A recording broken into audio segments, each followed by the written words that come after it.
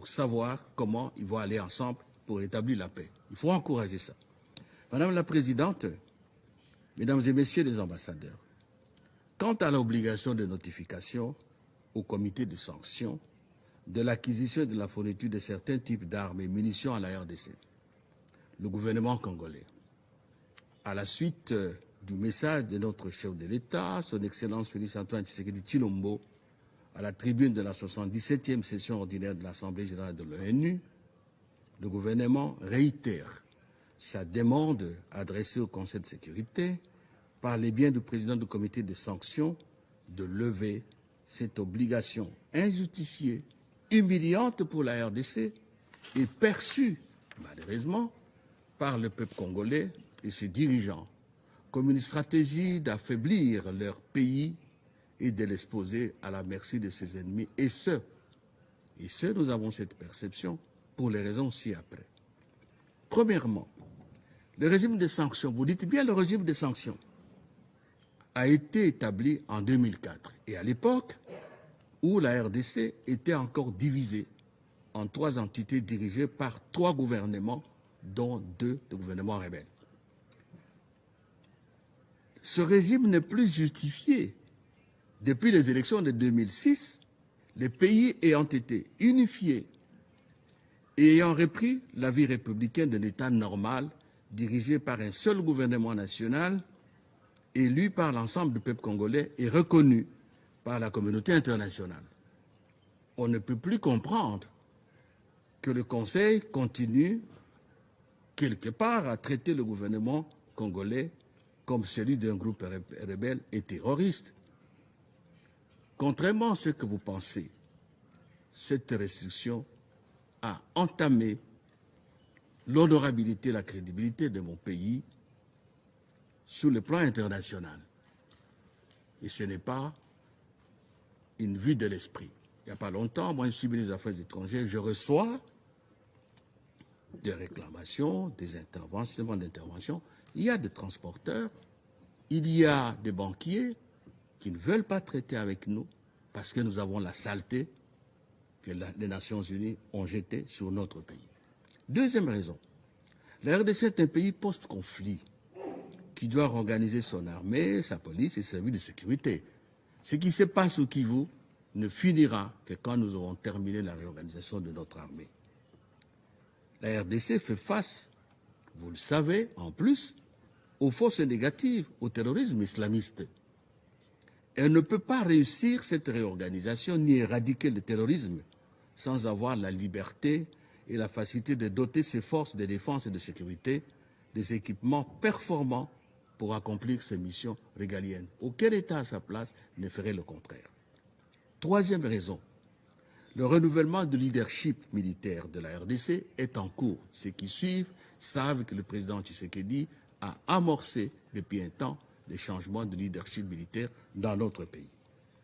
Il n'est pas fondé, il n'est pas juste d'imputer au nouveau chef de la FARDC les défauts et les fautes prêtées à leurs prédécesseurs accusés de collaborer avec les groupes armés.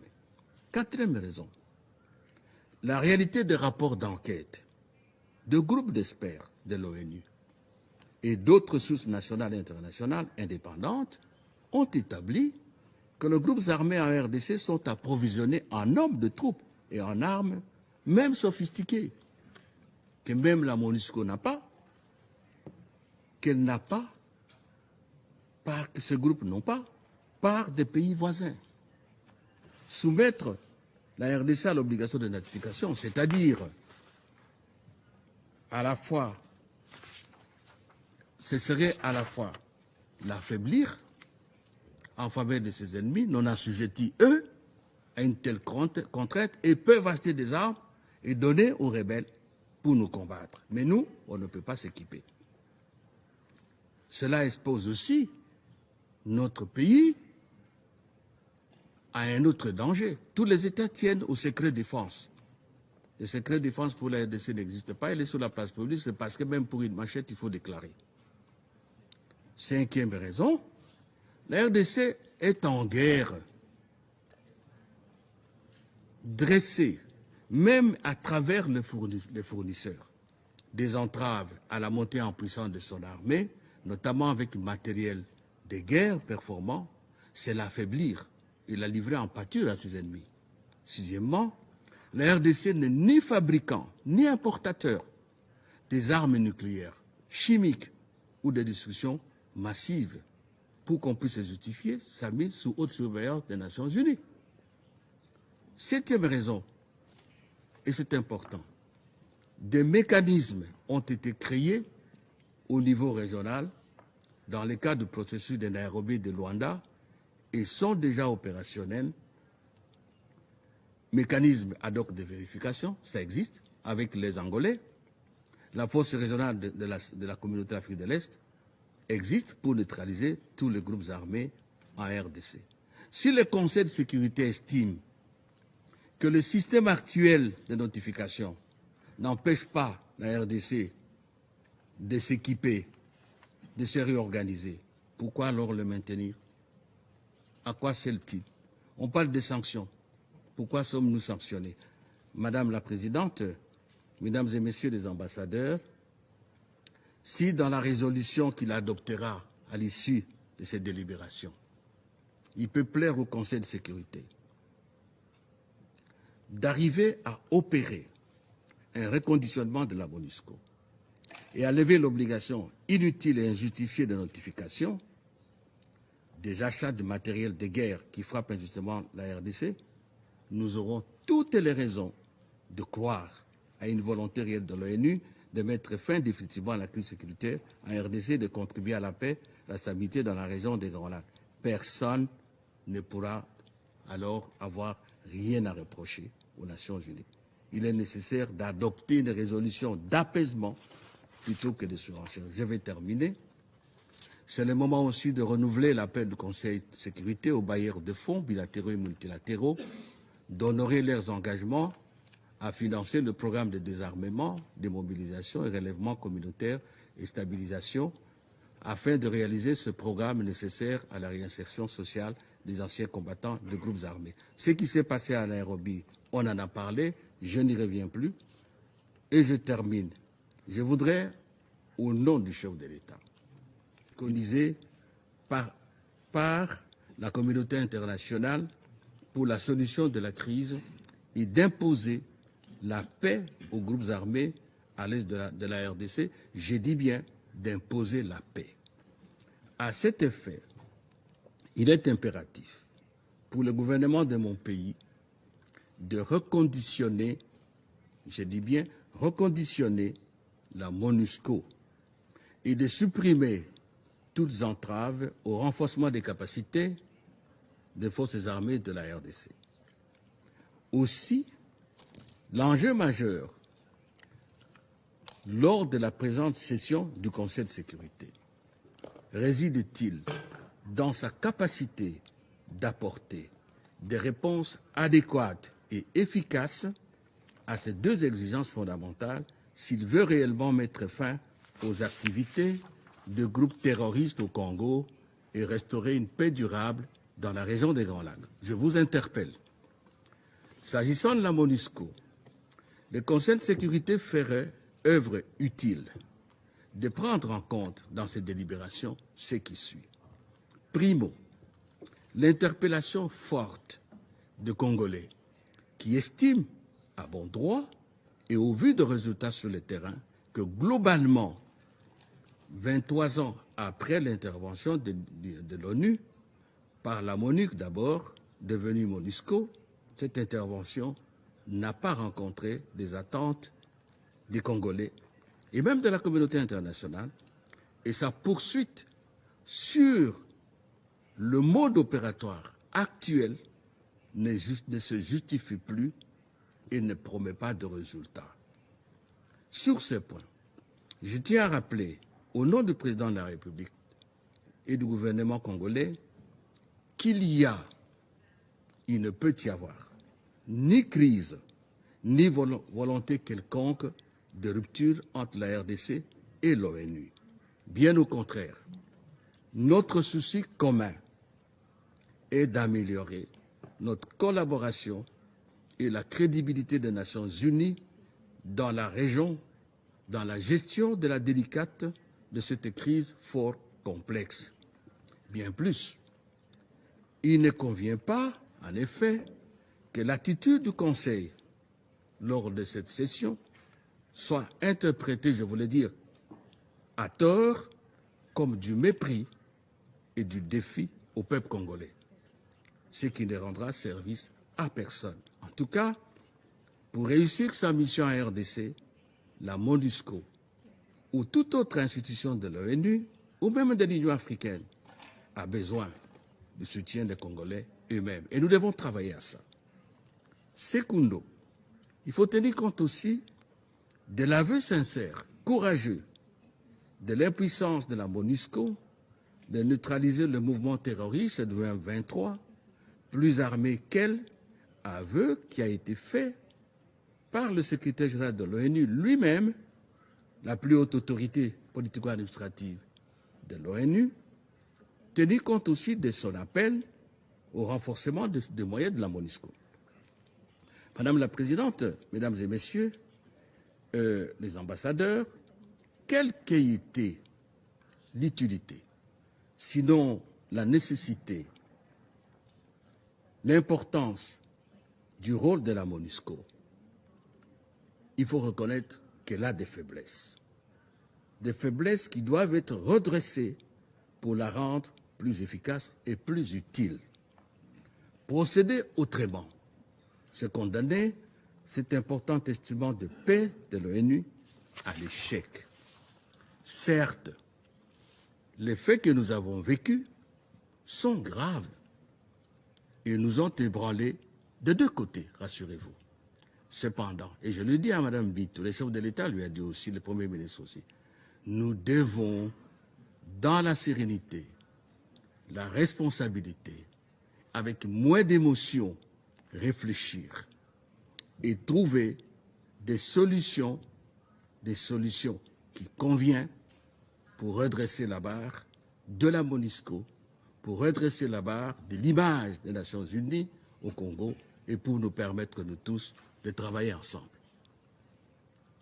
En somme, la RDC attend de cette session la clarification par le Conseil de sécurité du mandat de la MONUSCO dans le contexte actuel. Il y a une sorte d'ambiguïté qui ne dit pas son nom, qui couvre ce mandat, qui crée la confusion et peut-être qui aggrave les frustrations. S'agit-il d'une force de maintien de la paix, peacekeeping? S'agit-il d'une force d'imposition de la paix, peacemaking, ou bien les deux à la fois? Cette clarification permettra de redimensionner les attentes vis-à-vis de la MONUSCO. Elle permettra de mieux circonscrire son champ d'action et d'éviter des malentendus et pourquoi pas des procès d'intention sous les glissements du mandat de la MONUSCO vers une sorte de mission politique spéciale, glissement qui risque d'être perçu comme une velléité d'ériger la MONUSCO en pôle de gouvernance parallèle au gouvernement de la République. Ce serait contre-productif. Il est clair que la préférence de la RDC est de voir la MONUSCO concourir à l'imposition de la paix aux côtés des FARDC et de la force régionale de l'Afrique de l'Est, car le maintien de la paix suppose qu'elle est préalablement rétablie, ce qui n'est pas encore le cas à l'est du pays. Et lorsqu'on dit que la MONUSCO a la mission de sécuriser la population civile, c'est encore de la confusion. Assurer la sécurité de la population civile, c'est contre un danger, c'est contre une menace à l'intégrité physique, menace au patrimoine. Peut-on assurer la sécurité de la population civile sans être en mesure de répliquer une attaque contre la population civile? C'est ça la question de fond. Au demeurant, c'est le renforcement du mandat de la MONUSCO, auquel la RDC appelle, rencontre aussi les attentes des chefs d'État, signataires du communiqué final du sommet de Luanda en appelant la MONUSCO en appui à la force régionale et au FARDC pour garantir la mise en œuvre du chronogramme prévu. Vous trouverez dans le chronogramme. Si la MONUSCO n'a plus d'importance au Congo, les chefs d'État n'en est pas. Merci, Madame la Présidente. Tout d'abord, qu'il me soit permis de remercier le représentant spécial du secrétaire général, Madame Keïta, pour son intervention de ce matin. Je remercie Madame Kaboua et Monsieur Matouki pour leurs exposés. Et je me félicite de la participation du ministre des Affaires étrangères de la RDC ce matin. Nous saluons également le rapport récent du secrétaire général sur la MONUSCO qui fait état de difficultés sécuritaires persistantes dans le pays. Ce rapport a répertorié 845 violations des droits humains et d'autres violences. Mais bon, la documentation n'est que la première étape d'un processus. Le gouvernement de la RDC doit engager la responsabilité de tous les auteurs des violations des droits humains. Nous aimerions remercier également le président Lorenzo Nduto ainsi que l'ancien président du Kenya, M. Kenyatta, pour la façon avisée dont ils ont dirigé le processus de Nairobi afin d'essayer de désamorcer la crise qui perdure en RDC. Nous exhortons les groupes armés à déposer les armes, à arrêter de terroriser la population congolaise et à adhérer au processus de Nairobi afin de trouver des solutions politiques à leurs différends. Nous exhortons également toutes les parties à adhérer à l'accord obtenu à Luanda le 23 novembre dernier. Le groupe armé M23 doit retirer ses forces en préparation d'un désarmement. Ne nous y trompons pas. Le M23 constitue une menace grave pour la RDC, mais aussi pour l'ensemble de la région.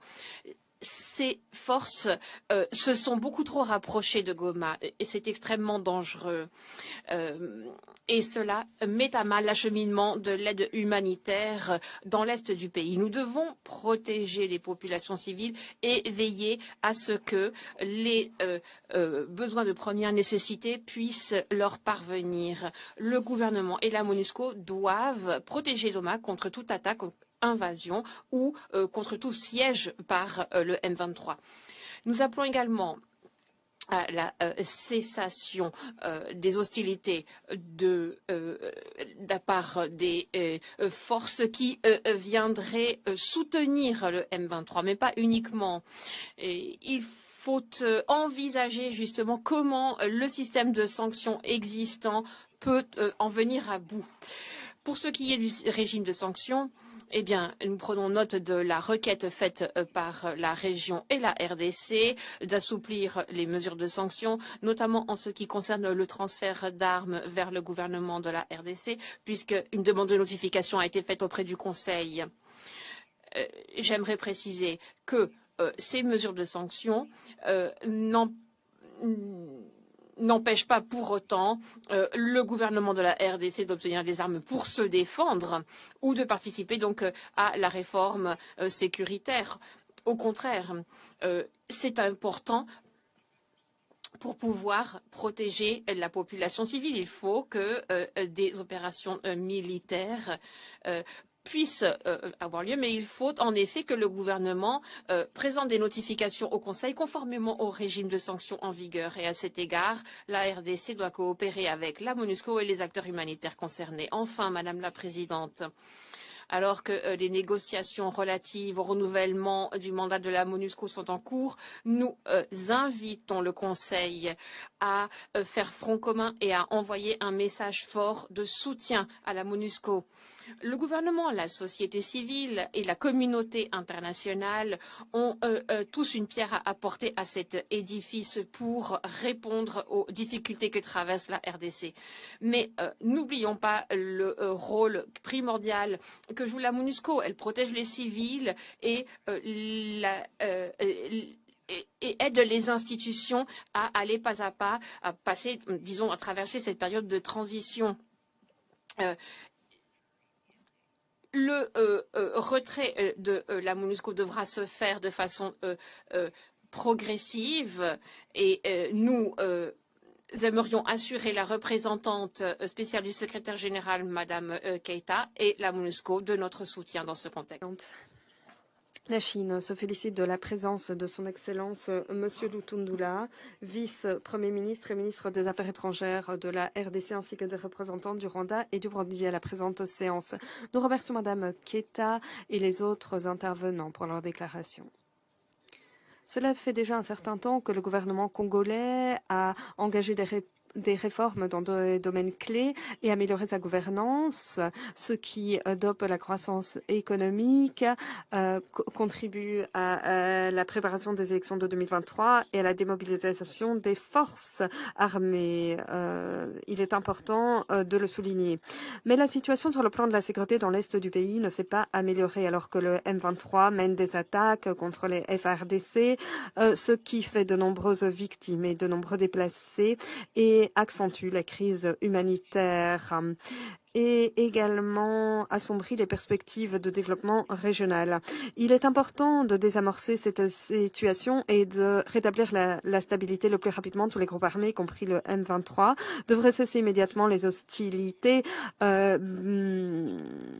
rendre leurs armes sans condition, se retirer de leur position et s'engager dans le dialogue et le processus de DDR. Les pays de la région doivent respecter les intérêts et les préoccupations mutuelles de tout un chacun et œuvrer au dialogue et aux consultations et éliminer les menaces à la sécurité en prenant des mesures conjointe. Les dirigeants de l'Angola, du Kenya, du Burundi, entre autres, par leurs efforts de bons offices et de médiation, ont promu le dialogue entre les pays de la région, ce qui a permis notamment d'apaiser les tensions dans la zone. Le mini-sommet sur la paix et la sécurité dans l'est de la RDC s'est accompagné d'un calendrier de retrait du M23 des zones occupées. Et le troisième dialogue intercongolais dans le cadre du processus de Nairobi a permis au groupe armé de nouer un dialogue politique. Toutes ces initiatives régionales ont contribué grandement à désamorcer la situation et méritent d'être soulignées. Nous attendons avec intérêt que les résultats de ces réunion se matérialise. Nous devons continuer d'aider les Africains à trouver des solutions africaines aux problèmes africains, les aider en matière humanitaire, politique, financière et technique et créer des synergies avec les pays de la région afin de promouvoir le rétablissement de la sécurité dans l'est de la RDC le plus rapidement possible. Madame la Présidente, selon diverses informations, les groupes armés, à l'instar du M23, détiennent des armes plus sophistiquées que les FARDC.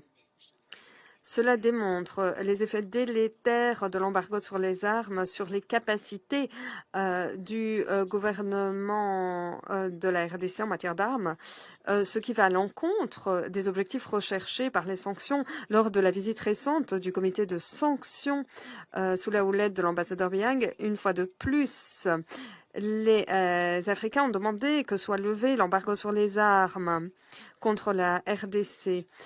Nous allons appuyer le renouvellement du mandat de la MONUSCO et les négociations et nous souhaiterions que soit levée la nécessité de notification pour ce qui est des restrictions des armes concernant le gouvernement de la RDC. Sous la houlette de Mme Keita, la MONUSCO s'est heurtée à de grands défis, a joué un grand rôle dans le maintien de la paix et de la sécurité. Nous louons ces efforts. Nous sommes favorables au renouvellement pour 1 an du mandat de la MONUSCO. Nous espérons que cette dernière pourra ainsi allouer davantage de ressources à l'appui au processus de paix, à la protection des civils, au maintien de la paix et de la sécurité et transférer les responsabilités qu'elle ne peut assumer à l'équipe de pays, au gouvernement de la RDC. Étant donné les besoins actuels du gouvernement de la RDC, fournir un soutien logistique et technique sera nécessaire dans le cadre des élections de 2023. La Chine encourage la MONUSCO à continuer de renforcer la communication avec le gouvernement congolais et cela en garantissant la confiance, l'entente et créant des conditions propices. aux tâches de la MONUSCO. Nous espérons également que le gouvernement de la RDC garantira la sécurité des casques bleus dans le cadre d'adoption de nouvelles mesures. À l'heure actuelle, la MONUSCO a pu se retirer du Kasaï et du Tanganyika. Nous espérons que la MONUSCO pourra tirer parti de ces réussites, continuera de communiquer avec le gouvernement de la RDC, respectera ses opinions et prévoira des paramètres pour le retrait, pour un retrait ordonné responsable. Madame la Présidente, nous remercions la représentante spéciale Bintou Keïta ainsi que la représentante permanente adjointe du Gabon, Liline Guéma, pour leurs exposés. Nous avons écouté avec beaucoup d'attention le secrétaire général de la communauté d'Afrique de l'Est, Peter Matouki, ainsi que la représentante de la société civile congolaise, Rebecca Kabwo. Nous nous félicitons de la présence parmi nous du vice-premier ministre et ministre des Affaires étrangères de la RDC, Christophe Lutunula. Nous estimons que la participation des représentants permanents du Burundi et du Rwanda auprès de l'ONU sont également essentielles. Cette année, le Conseil de sécurité a dû se réunir plus fréquemment que d'habitude pour évoquer la situation en RDC. Cela témoigne de la gravité des événements dans ce pays que le Conseil de sécurité ne peut ignorer.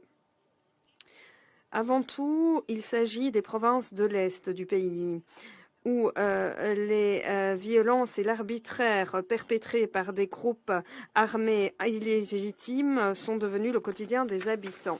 La situation s'est sensiblement détériorée du fait du regain d'activité du M23, dont la dernière attaque en direction de Goma a exacerbé la crise humanitaire, ainsi que le nombre de déplacés internes et de réfugiés et les souffrances des citoyens. Dans le même temps, d'autres groupes armés poursuivent leurs atrocités, tels que les forces démocratiques alliées, le Codeco, les Maïmaï, les forces démocratiques de libération du Rwanda, Red Tabara et d'autres encore. La liste est tellement longue que je ne peux pas tous les citer dans cette intervention. Nous présentons nos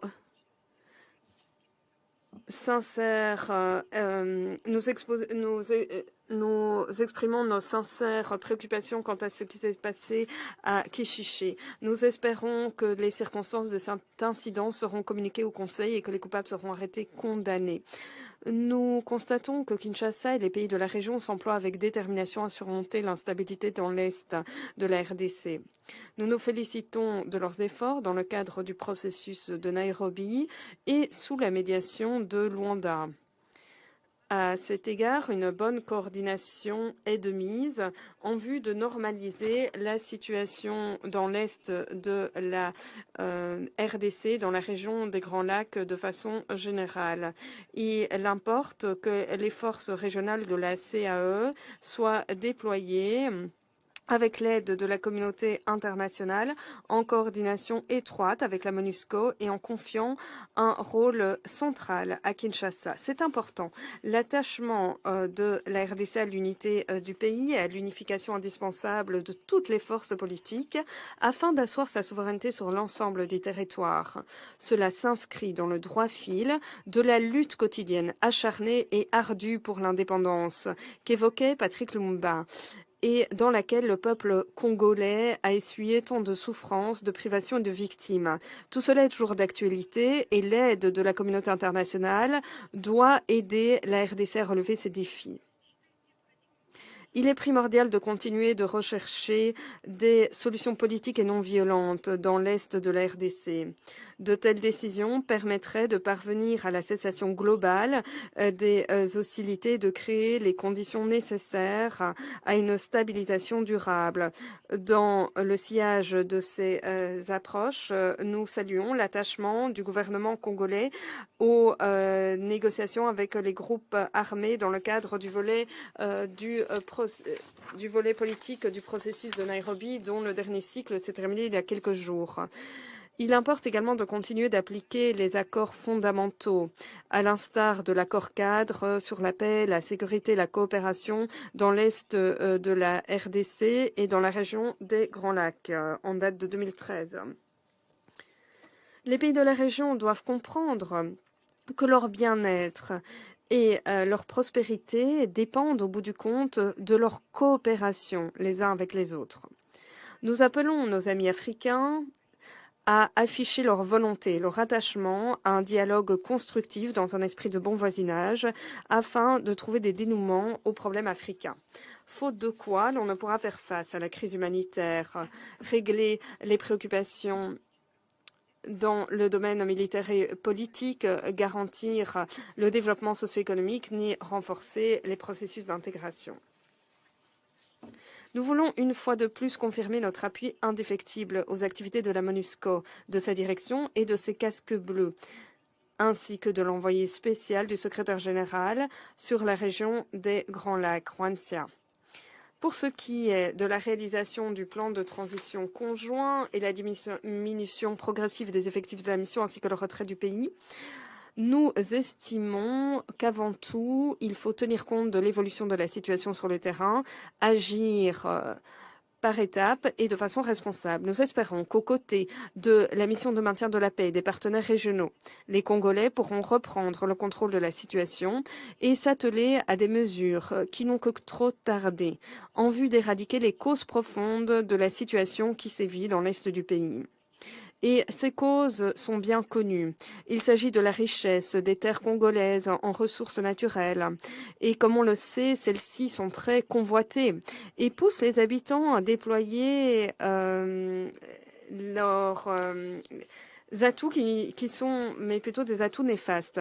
Nous sommes convaincus que les Congolais trouveront le moyen d'utiliser ces richesses de leurs entrailles pour ne pas en faire la cause de leurs problèmes, mais plutôt contribuer au bien-être national. C'est possible si la communauté internationale les aide et ne reste pas indifférente. En conclusion, nous saluons la publication du calendrier électoral ainsi que les initiatives du gouvernement congolais afin de préparer les élections de décembre 2023. C'est un jalon pour le pays qui démontre à la fois l'attachement des Congolais en faveur d'un développement pacifique et la participation au processus politique ainsi que leur volonté de vivre une vie normale en toute sécurité. Nous sommes également favorables à rectifier rapidement le régime de sanctions visant le gouvernement de la RDC et ce afin que le secteur de la sécurité puisse être garanti par les moyens nécessaires afin d'atteindre les objectifs fixés. Merci de votre attention.